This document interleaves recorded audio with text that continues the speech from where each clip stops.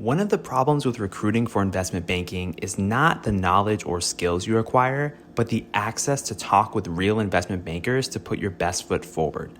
Our sponsor, WSO Academy, can provide those connections with 60 head mentors who are finance professionals at top firms like Goldman, Centerview, and JP Morgan.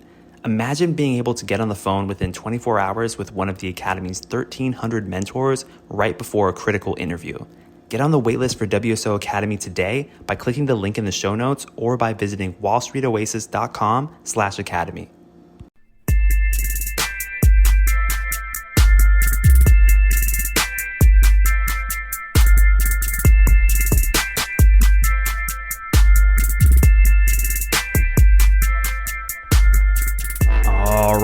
All right. Welcome to Investment Banking Insights. This is the only show dedicated to helping you learn both the technical and non-technical aspects of the investment banking process. Hello, my name is Alex Mason, and I am your host, first-year student here at Cornell Johnson School of Business, and I'm just excited to talk to you today about investment banking.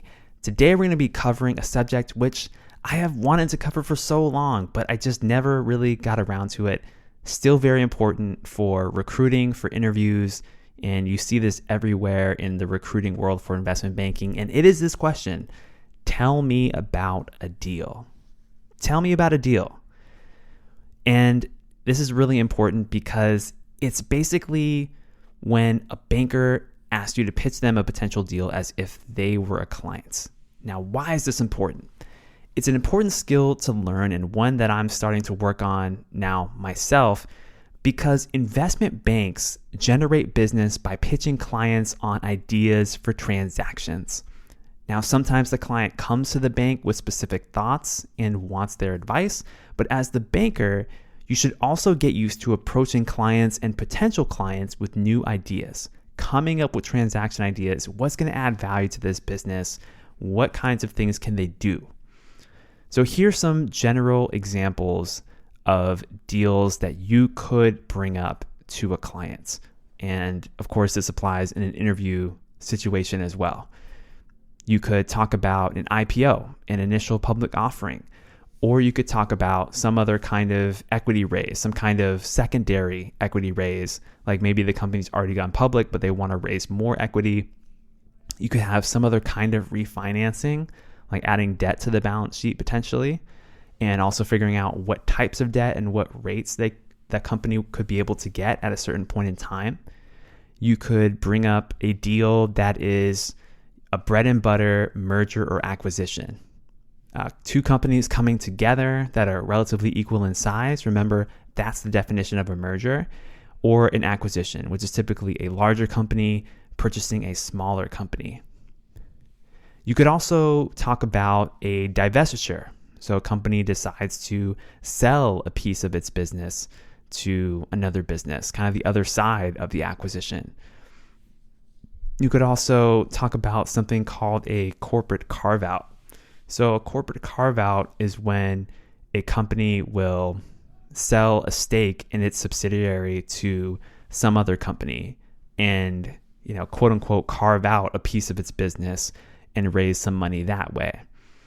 And then you could also have a deal that's a spin-off or a split-off of a business, which is when a company separates a small chunk of its own business to existing shareholders in the case of a spin-off, or a split-off, which is very similar to a spin-off, but the shareholders of the parent corporation don't just immediately get the shares in the newly spun off company. They may have to exchange some of their ownership in the parent company for the new company. So like slightly different transaction structures, but just some other things that you could come up with. So those are some broad categories: IPO, equity raises, refinancing, M&A, divestitures, corporate carve-outs, spin-offs and split-offs.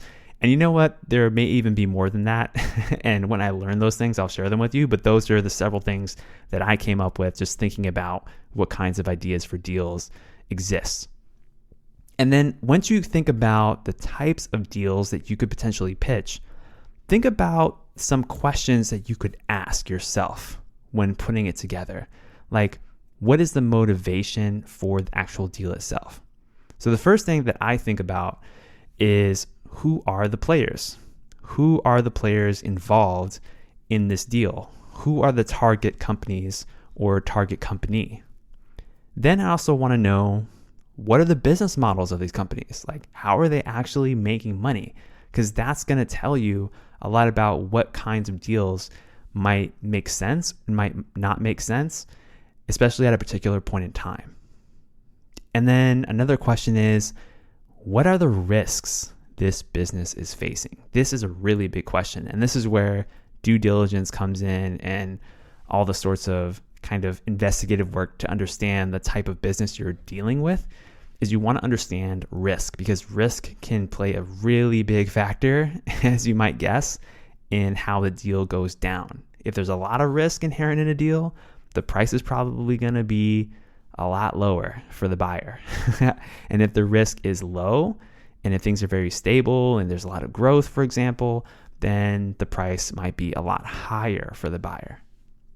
In the case of, for example, an acquisition or a merger.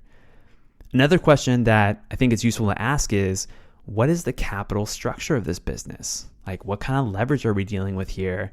What kinds of equity holders or debt holders exist, and what are they expecting? What are the terms of the loans that they're offering? Those kinds of things are important.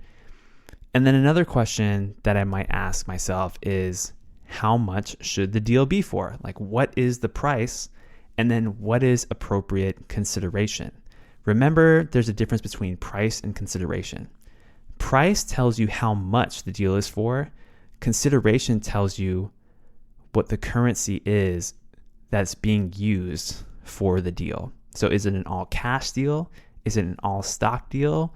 Is it a mixture of both? Like, you have to think about those things as well. So those are some questions that you might ask yourself when thinking about a deal pitch. Now, that's just some general principles for you in terms of how to think about this question, tell me about a deal. But of course, in order to really present this, you need to understand the specifics. And what I'm going to do is, in the next episode, is I'm going to walk you through a deal pitch that I came up with myself and share with you the details of that deal so that you get a sense of an example of what it looks like to actually pitch a deal and what kinds of components it can have and the kinds of commentary, interpretation that you might think about doing yourself in a situation where you're in an interview and someone asks you that question. Okay, so we'll be back tomorrow with that one. I hope you have an incredible day. And this is Alex Mason signing off. I'll see you next time.